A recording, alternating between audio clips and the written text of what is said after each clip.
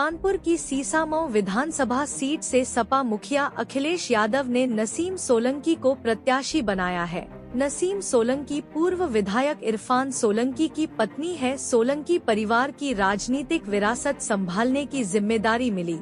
UP की 10 विधानसभा सीटों पर उपचुनाव होने हैं, जिसमें कानपुर की सीसामऊ सीट भी शामिल है। बुधवार को सपा ने सीसामऊ सीट से पूर्व विधायक इरफान सोलंकी की पत्नी नसीम सोलंकी को प्रत्याशी बनाया है। वहीं कानपुर भाजपा विधायक सुरेंद्र मैथानी ने क्या कहा, चलिए आइए सुनते हैं। कानपुर से संवाददाता सौरभ कुमार की विशेष रिपोर्ट। आप देख रहे हैं मानवाधिकार मीडिया, सच आप तक।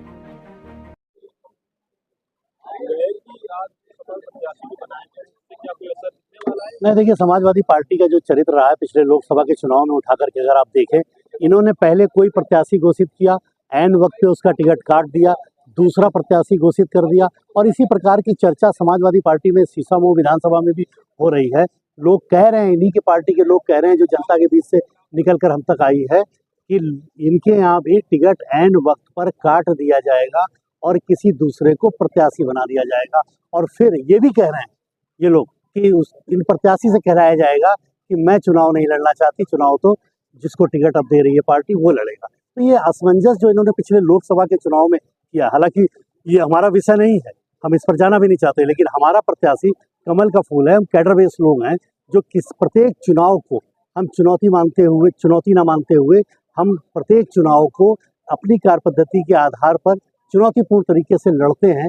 ये हम कैडर बेस्ड लोगों की सेवा है, जो पूरे 5 वर्ष हम एक बूथ पर हमारा कार्यकर्ता और हम सब लोग माननीय मोदी जी की और योगी जी की योजनाओं से लाभान्वित कराते हुए लाभार्थियों की संख्या बढ़ाते हैं, लोगों को अपनी सेवाएं देते हैं।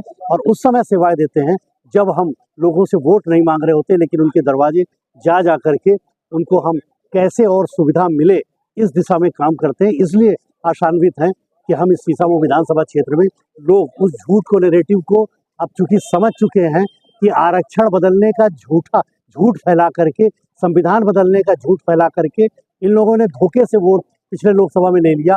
और लोग जब समझ गए तो हरियाणा में उन्होंने बम्पर वोटों से मोदी जी पर विश्वास करके भारतीय जनता पार्टी को जिताया। यानी झूठ बहुत दिन तक नहीं टिकता है, और अब कोई झूठ जनता उसको सच मानने वाली नहीं है। कितना भी झूठ फैला ले, और जनता भारतीय जनता पार्टी को आशीर्वाद दे करके भारी मतों से सीसामऊ विधानसभा कानपुर में भारतीय जनता पार्टी को जिताने जा रही है।